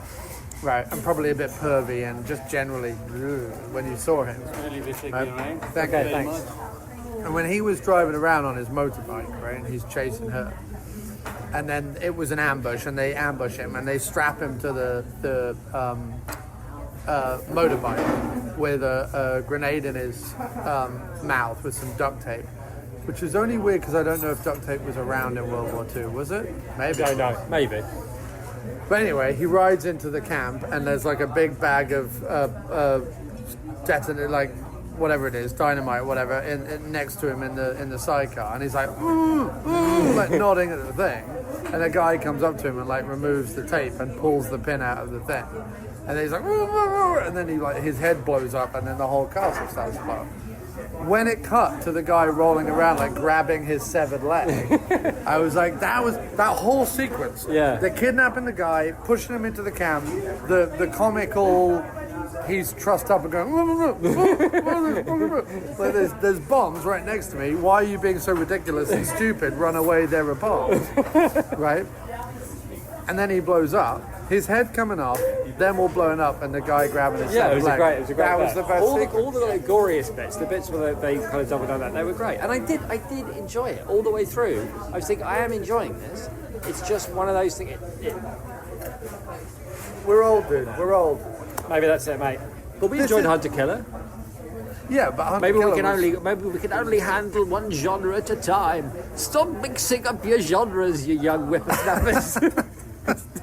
I want a submarine movie, or I want a horror movie. But don't give me a horror and a submarine movie, Well, actually, which they did once, actually and it wasn't very good. Do give me that. Because they did that once, and it was rubbish. But It should have been rubbish. It should have been awesome. I feel like I have to applaud this one. Yeah, I know. Only because there are too few and far between movies like this that are getting into theaters. There are plenty that are being made for like Shudder on a shoestring budget with half a turnip and a can of beans. But there aren't many that are being made on a relatively decent budget that are getting the kind of audience that this is sort of. And I do like a good sleeper hit, and I really do hope that this is one. And we're not seeing enough Do you mind if I make an R-rated observation? things. And I'll say one more thing. Yeah. I'm not a fan of J.J. Abrams directing. I'm really not. However, I'm a huge fan of the fact that he's a fan of genre films. I really like that he remastered Phantasm, and I really like that he produced this movie. What were you going to say? Well, I was going to say, we felt like the knock-on effect of like Movie Pass's brief, year in the sun, was that we saw more small cinemas playing like old genre films that we've been crying out for them to do. I wonder if the AMC thing goes into effect, right, in any kind of a wide way, not even like super wide, but where you're increasing. You're talking about the AMC. So yeah, you pay 20 quid, you get to watch 3 movies a week. What I'm wondering is, AMC mostly are like big multiplexes, right? So I wonder whether there's now not a way, if you've got your 8 multiplex cinemas, that you want films like Overlord for to be on for a week or two on one of your screens, like something a little bit different, because hey, the AMC premiere people, they already saw like the big movie that's been out, they've seen like the second big movie that's out, we need to give them that the C picture that we're playing on the smaller screens, right? Because now there's actually an audience for that now, because there's people that you don't just have to get them into the door for your Marvel or whatever. Like, hey, they've basically got these free cinema tickets, right? You know what I mean? Like, for a couple of times a week. So I wonder whether films like this might not have let's spend $5 million. Like, we don't have to pay big money for acting, right? Where we're used to, I'm assuming that the Bad Robot people are used to working on like TV kind of budgets, like Hitchcock made Psycho, that kind of a thing. Like, let's use the people that we know and know their onions, and let's make a quick, $5-6 million, or I mean probably more like $10 million picture, right? That in the cinemas alone, let alone we can probably sell it for a few mil to Netflix or whatever around the world. So we just need to make like a little bit of its money back. And now there's all these cinemas that before wouldn't take it, and now they're all hungry for stuff because they're actually filling up the cinemas. So I'm just saying, it's a possibility, mate. And Jim Wallace's new podcast, Hungry for Stuff, debuts on iTunes. We mostly are going to be discussing what the stuff is. Yeah, what the stuff is. So, to wrap it up then, go see it if you want to support this kind of movie. I would suggest it, but don't expect the moon. Jim, you have, we didn't mention this earlier, but you have a book of poetry coming out. Why don't you tell us all about that? You're going to be a published author. I am. Well, let's talk about it more next week, because I feel like people might... I mean, how many people get to the end of the podcast? That's my only concern. Well, I could tack this on at the beginning if you want. No, it's okay. We can just talk about it next week. I mean, next week's... Where are we? It's not coming out till December 4th. So we could just talk about it briefly and properly, like maybe the beginning of the next Okay, but tell everyone what it's called and what's It's called Are You Hurtling Towards God Knows What? Are You Hurtling Towards God Knows What? Follow at J_E_A_Wallace. For news and updates. For news and updates about the book. Which will be coming out, December 4th. Has anyone asked you about the podcast yet on your Twitter? No. No one's done that yet. No, they haven't. But lots of people have followed you though. Yes. But no one's reached out and said... No, but then people don't reach out to you when you've got even more followers than I do. You don't even ask... Like, I'm basically a middleman. When you directly appeal to them just to reach out to you, they don't bother. Right. When you're asking them to reach out to somebody else, right. Never going to happen. Also, check out the After Movie Diner this week if thee be loving the 80s, because we have Robert McNaughton from E.T. and Zach Galligan from Gremlins, both Spielberg related films, interviewed by our roving reporter Aaron Carruthers. Cool. On the website, up now for your reading. Your website is fucking unstoppable, mate. There's so much on there. People don't even know. They go up there. Yeah. There's interviews with directors and actors. And there's film reviews. There's podcasts. There's everything there. Everything. There's so much. It goes back years. Years it does. People haven't even scratched the surface. Haven't even website, pulled off the scab. Of the After Movie And they probably Diner. shouldn't. Just plugged it. Just rub it a bit. Yeah, You know what I mean? Don't pull off the scab because then you get that horrible pus that comes out, and nobody wants that. And what I'm trying to say is pus. That our reviews are horrible. No, that's not what I'm saying. No. Aaron Carruthers did a sterling job interviewing both Robert Norton and Zach Galligan. So go read it, go retweet it, go share it. Come on, guys, help us out. Yeah, help us out. It'd be super helpful if you could. You bastards. Thank you. Quickly then, I watched Apostle. That was the other thing I watched on Netflix. It's made by the guy who made The Raid and Raid 2. Oh yeah, I really liked it. And it's got Dan Stevens in it. I enjoyed it hugely. I'm not perfect, but like I admired the commitment. You know what I mean? Yeah, I mean it. Why was anyone in it doing any of the things that any of them were doing? I mean, there was no basis for any of it. No, I'm not sure I agree with that. I think it was supposed to be about... No, it was on one hand, guys get shipwrecked on an island and find that there's like some witch living in a thing somewhere that if you like feed her blood, stuff grows, right? One of them had the guts to do it and one of them didn't, right? And then they build up like some phony religion and then like are bringing people... If in order to even grow a flower, let alone crops, and by the way, this hasn't been working for a long time, right? Well, hang on a second. For a long time, right? And the only way to even successfully get her to grow flowers, let alone any actual fucking food, is to feed her human babies, right? Why are you bringing more people to your island? Why are you just not going like, wait, I have to feed her babies to make my crops grow? I think I'll just go to a place where crops grow. I mean... But none of it made any sense at all.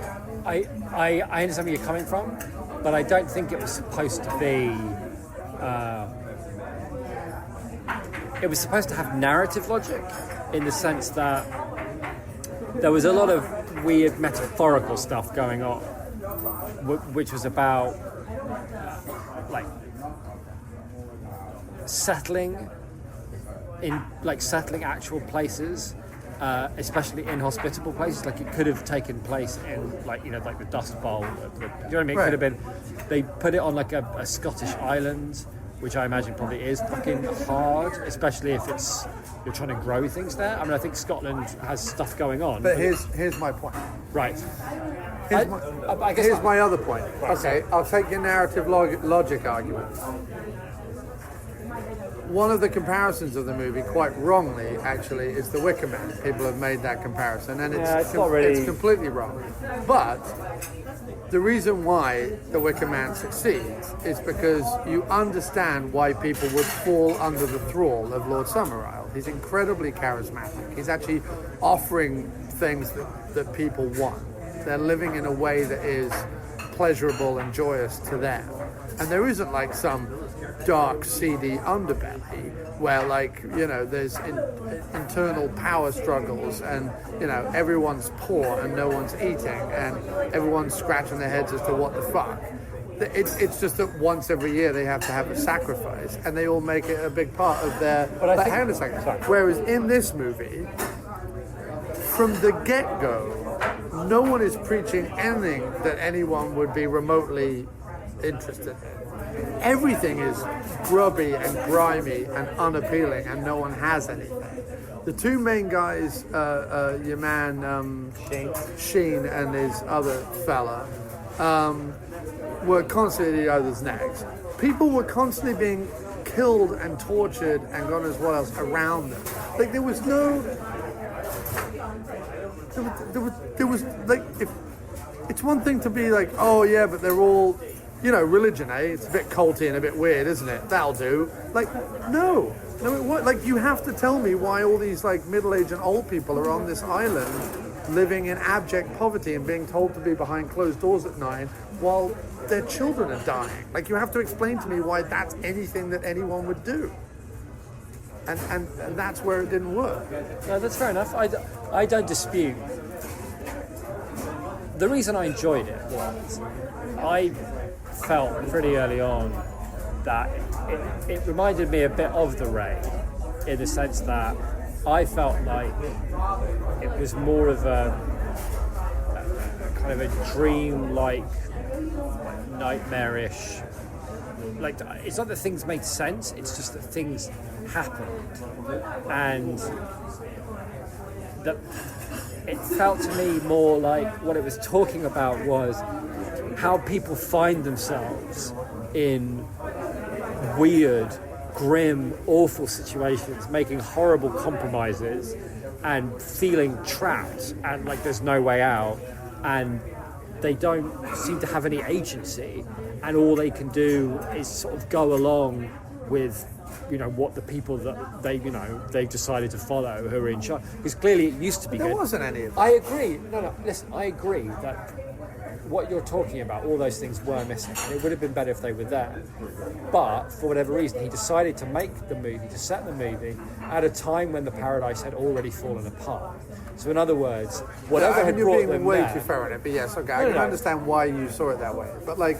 Listen, and I understood the story they were telling. No, I'm not. The story they were telling was Dan Stephen comes to get his sister. And finds on this island there's a whole bunch of not only mad religious types, but also a witch I get where you're coming from. You're not wrong, and you're not wrong to not like it. Look, it's the same thing as Overlord, right? If you said to me, I watched Apostle, and I didn't... Sure. I watched Apostle and I didn't like it. The story didn't make any sense. Why was anything happening? I would not in any way try and argue with you. I would not say, "Oh, you're wrong," or "I think you missed the point." I would say to you, "Yep, I totally get why you felt that way," because you're completely right about all of it. I understood everything. Why everything was happening. No. I'm not saying you missed anything. It's exactly what I'm saying. I don't think you missed anything, right? I'm not saying, oh, if you'd watched it in the way, I'm saying the way I experienced it was, for whatever reason, right, that narrative logic, all those things are missing, just didn't bother me. I just felt like I was being taken along on this ride. No, they didn't bother me while I was watching it. The mood of it. But that's the thing, I was also aware as soon as it was over, best not think about it, that the experience of watching it was all. There's nothing to reflect on that. Do you know what I mean? That's kind of how it felt. But it's. But I don't think you're wrong at all. And I would. I tell you what I would do. I would argue that struggle. I would struggle to recommend it to anyone. I wouldn't say, "Hey, have you seen a good movie?" I'd go, "Yeah, you should watch Apostle. It's brilliant." No, I wouldn't. I wouldn't say that. And I would also argue, I think The Raid and The Raid 2 are very well structured and make complete sense to me, and very well acted. Whereas this one was more. This one again was like trying for a genre movie and had all the traits you expect from a genre movie: female exploitation and torture and violence and gore and a weird witch with trees going into her veins and a mad cult religion and You know, it had all those aspects, and it knew how to do all those aspects. When, oh yeah, well, we have to have a mad cult religion, great, check. We have to have a witch in the woods, check, because that's kind of within this. There are plenty of like Eyes on Fire and various different movies that have that kind of theme, especially of the kind of Pilgrim era and the kind of start of America and that kind of era. Well, The Witch has a lot of the Witch, but the Witch was derivative bollocks. But no, that's not. No, that's no. The Witch is in the one that was just out. The one that just came out is so boring. I loved it. You know that every line of dialogue was from like actual like either diaries or reports from the time. Every line. Okay, it doesn't make it. Anyway, I think it's amazing. Anyway, that's fine. I loved it. You know, we have to have some gore, and we have to have an old torture device, and we have to have this, and we have to have women in peril, and blah, blah, blah, blah, blah. And it knew how to do all those things. It just didn't know why any of it was happening. Or how to frame it in a way that made any of that engaging to watch. And the weird thing about Dan Stevens is, because it was the same with, wasn't he in The Guest? I want to like him. Like, I think he's a good actor. And I think he's got an interesting face. And I understand again why people like he's kind of like one of those genre stars that people are like looking to be like the next Campbell or the next Kurt Russell or the next whatever. And I don't mean in a goofy sense, but just in a kind of I get it. Stick him in a leading man role in a genre film and he'll probably do all right. But I couldn't get with him on this or The Guest. I really liked him in The Guest. I see why people like him, and I'm like, I get it. I like it because he looks like a leading man, and he's got a whole kind of like, oh, I'm cool. I'm not cool and calm and collected, but there's something really weird and dark in the middle of him going on. All the things I really liked about the Guest, and he was the lead in the TV show Legion. The first season was amazing, and he was in that. It was the same thing. It was like he's like charismatic and charming, while at the same time being like there's something that's not right about that, like something dark in the middle, and not in a compelling way. In a I got it. No, I get it. I do get him, but at the same time, I agree with you. I didn't think he was that great in this. I don't know. It's okay if you're not to enjoy stuff. No, I know. I just wish I wasn't so grumpy. No, I just like. You like the stuff you like, man. You like plenty of new things. All we did last week was talk about how great Had to Kill It was. I know, but we're capable of liking new things. It's just we're not going to be blown away by everything. Films today are being made by the people who watch the films I love, but they like them for reasons other than why I like them. Well, they like them because they're like. They like them because they go, oh, that's a really cool camera move. And when I watch it, I go, that's a really cool camera move. But I look at it and I go, that's a really cool camera move, and X, Y, and Z, this is why that works in that place, and da-da-da-da-da, and why it was original, and why it was fresh, and why it was new, and so on. Rather than, that's a cool camera move, let's just do that with the camera. Or people who watch Evil Dead trilogy and be like, oh, isn't the gore amazing? I'm like, yeah. But that's not the point of the Evil Dead trilogy. I just feel like everything I watch, I'm like, I know why you've done that. You've done that because you watched Reanimator and you loved the bit where the guy like got all veiny, puked blood and ran at the door. I get it. I understand. You're like, well, let's do that. Let's have him go veiny and puke blood and run at the door. I get it. Like, I get it. Like, but if that was your only takeaway from Reanimator, then. But isn't the problem, like at its heart, that when you see that and you see Reanimator, you're reminded not only of a movie that did that better, but a movie that did that first, and in a way that when you first saw it, how it affected you. You weren't sitting there, in some kind of through way going, oh, I'm very much appreciating the more. You just loved it. It like hit you at a gut level. But when you stepped away from it, you could also put the pieces together and I understand that. why I do. it worked. I know. As you got older, you could be like, rather than being like, well, why do I like the way that happens? You could figure out like why. I get what you're saying, but Did I just say the same thing? no. Here's the problem, right? I'm so tired. Here's the problem. These things that we watched, that we loved, especially when we were teenagers, the genre films, are at their heart, right? At their heart, a bit silly, a bit derivative, and a bit samey. It's not necessarily a bad thing. I will watch a Nicolas Cage film about driving the devil's automobile or whatever. Like, and it'll be fun. I'll enjoy it. But they are supposed to be empty and fun, right? There's dark things driving. There might be dark or interesting things driving the people that are making them. You know, who really want to say something and use this, slightly silly derivative to make a point.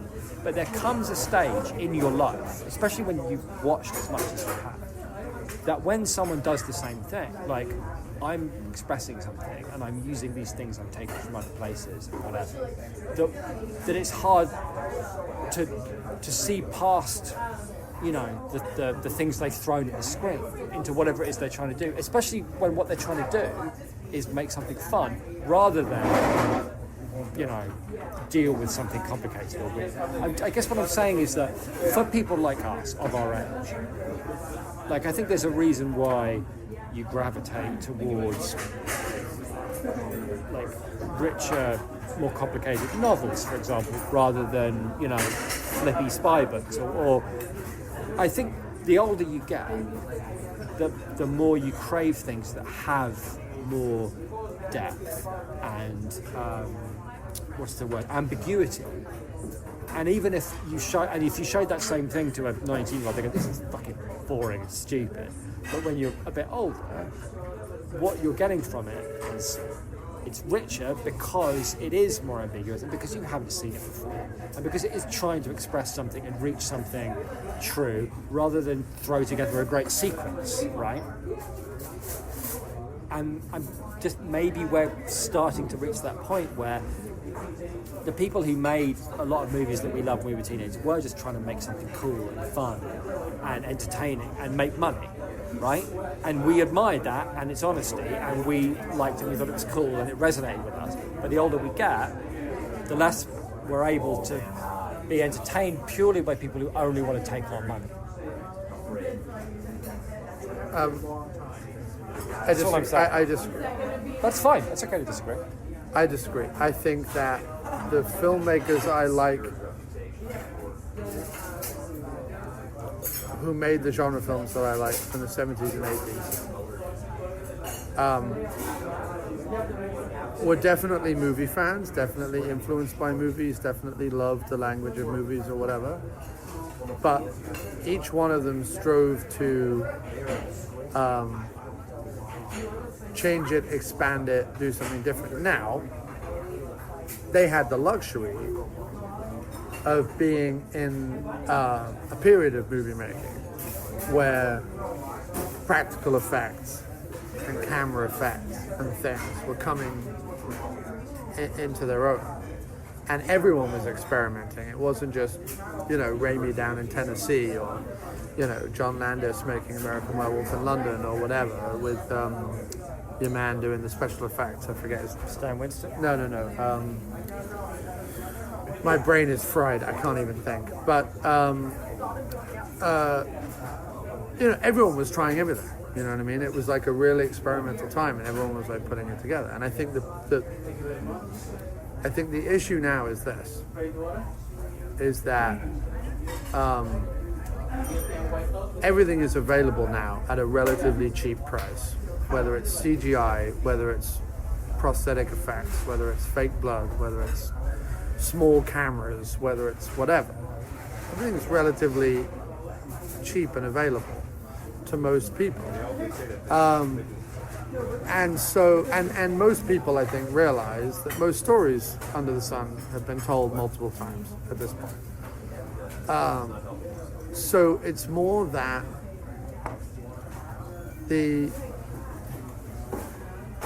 in a movie like something like Overlord, this is not a movie that was made in someone's basement for 50 grand that he scraped together from cousins and relatives and dentists and whatever,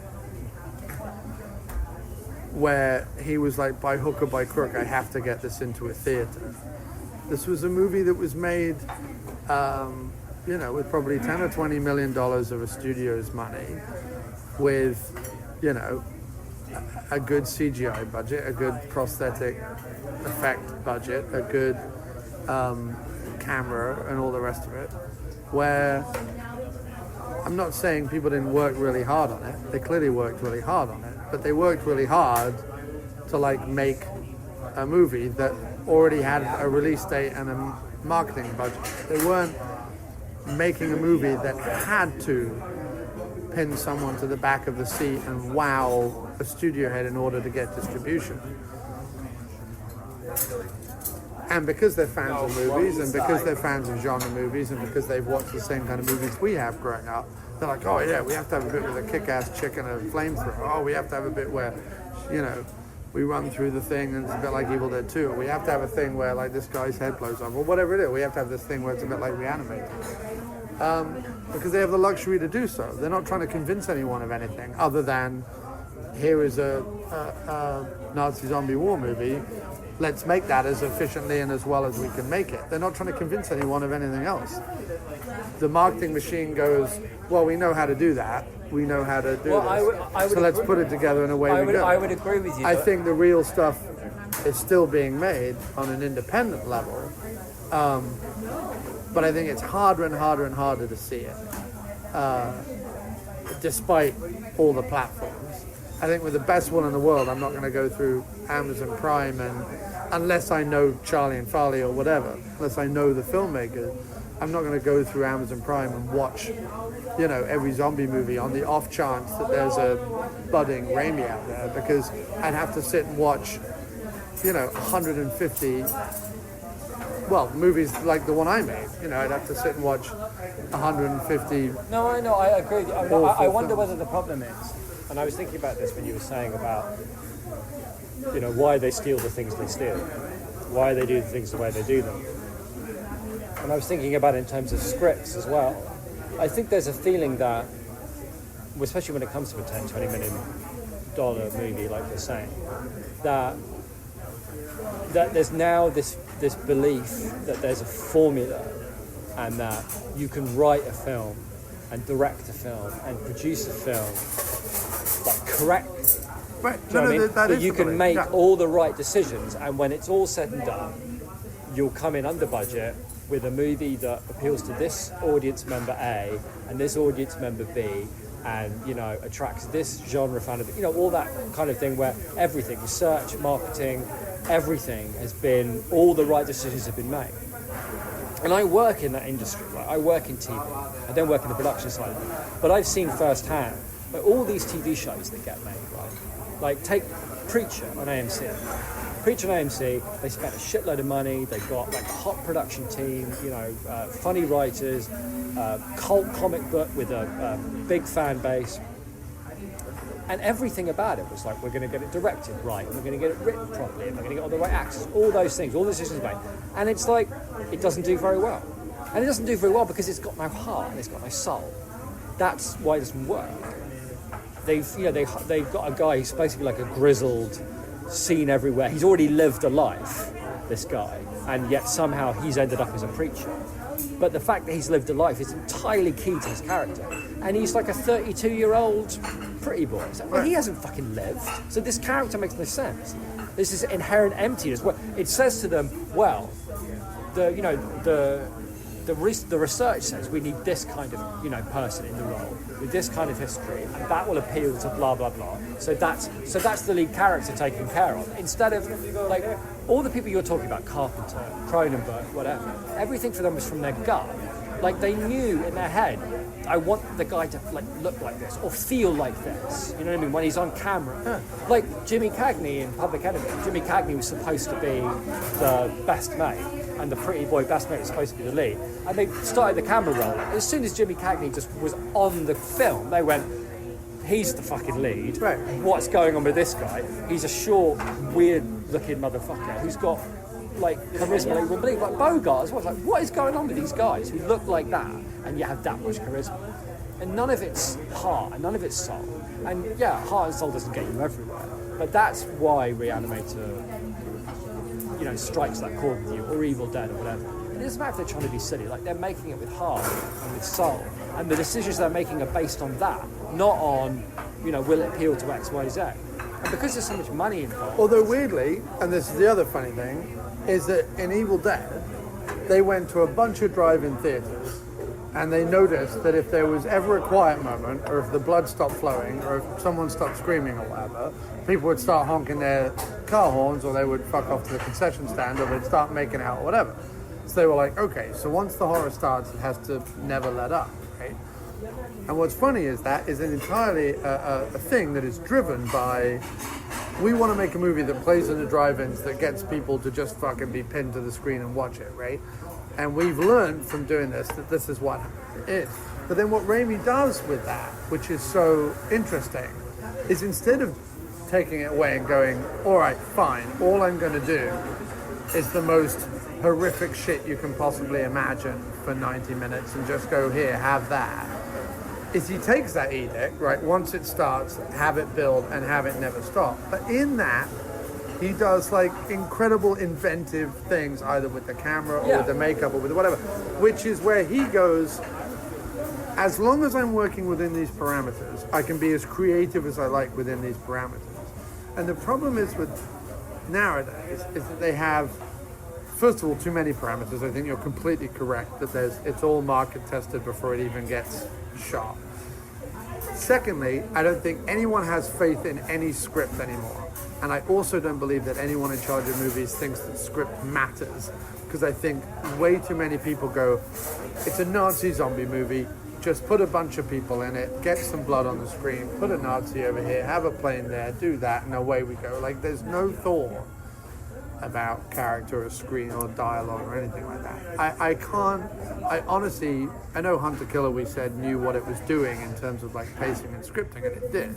But I can't remember the last time I truly saw like a good script, like a good script. Well, like, and that's the other thing, is when you watch movies from the 60s, 70s, 80s, and even the 90s,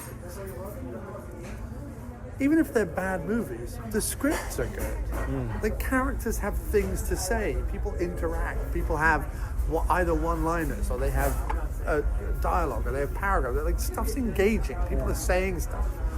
And even nowadays, where people talk about like, the golden age of television, and I'm sat watching some of these TV dramas, I'm like, who's writing this shit? It's like, there's no... Indiana Jones is a movie about like daring do and punching Nazis, but the scripts are awesome. The dialogues are awesome. The acting is awesome. Right, but weird enough about Indiana Jones, this is interesting, right?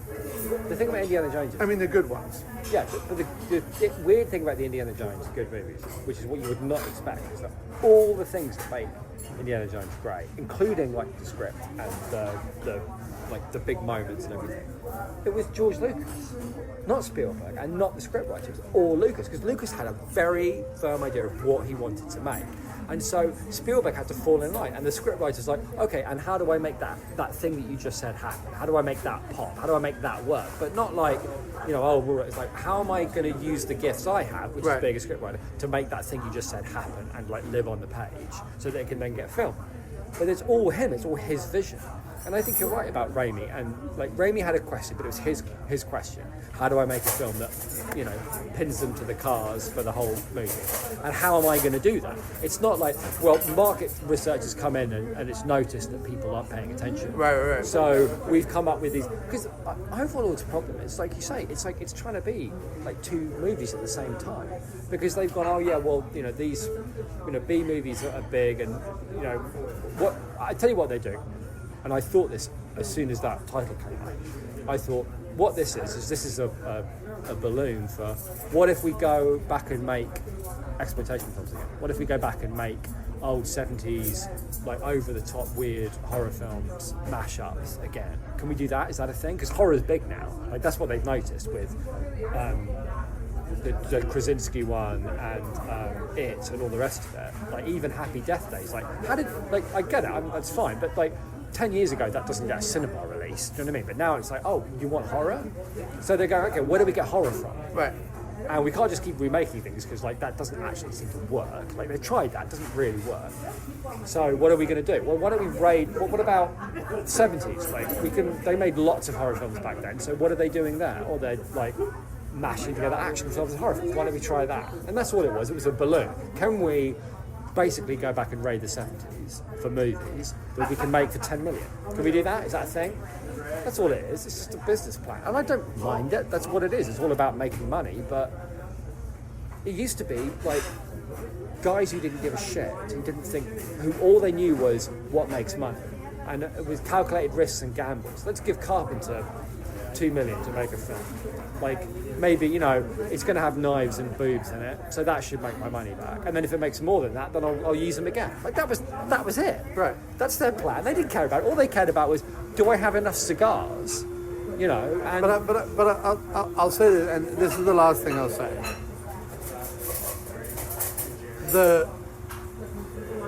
thing that struck John and I when we were doing the Woods and Wallace series. Right. And the same can be said for almost all the people in Carpenter films as well. And actors like your man Sam Neill and people like that.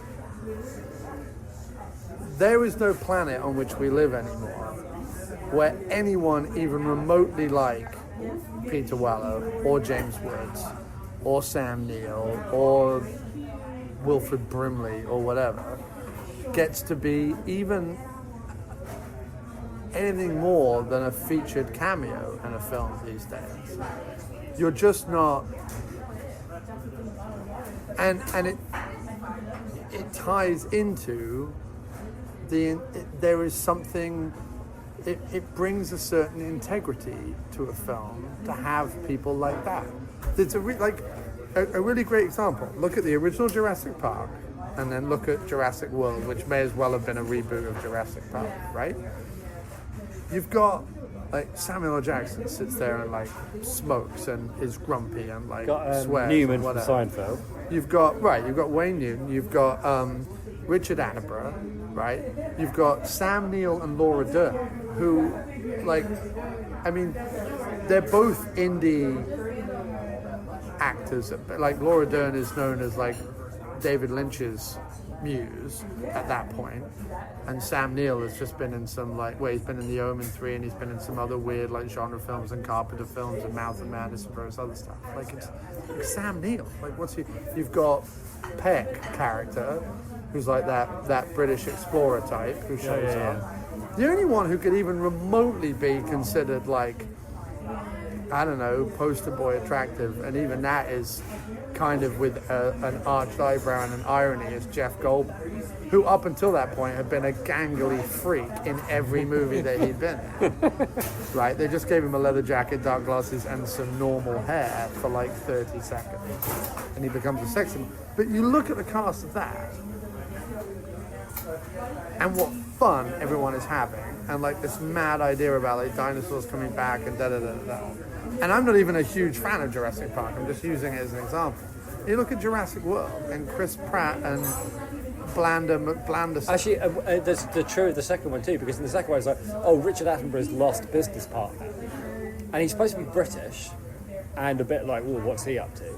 And they get James Cromwell, bloke out Babe. You go, no. Corrupt Irish cop who you can't trust, get James Cromwell on the phone. If you need a police captain from the 1950s you don't completely trust, call Cromwell. Right. But not kindly old, because they were clearly going for who's like Richard Attenborough, and your answer to that is James Cromwell? Yeah.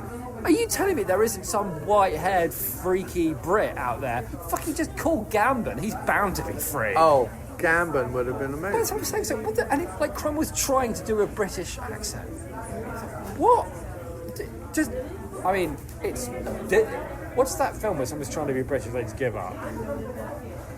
No, it's Statham, when Statham tries to be American. Yeah. When he tries to be American, come on, Jace, you're not even trying this sentence. You gave up on this sentence being American. It's like that with Cromwell, isn't it? Anyway, but yes. I agree with you. It's just what's going on with the world where the talent pool for gribbly old Brits is that shallow, because it's not. Right. Anyway, listen, we should go, because we've been talking for hours. Well, thank you very much. What a way to end a podcast. Yeah. We should go. We've been talking for hours. Well, I'm sure that's what people are thinking. I don't care what people are thinking. Yeah, fair enough. I'm having fun.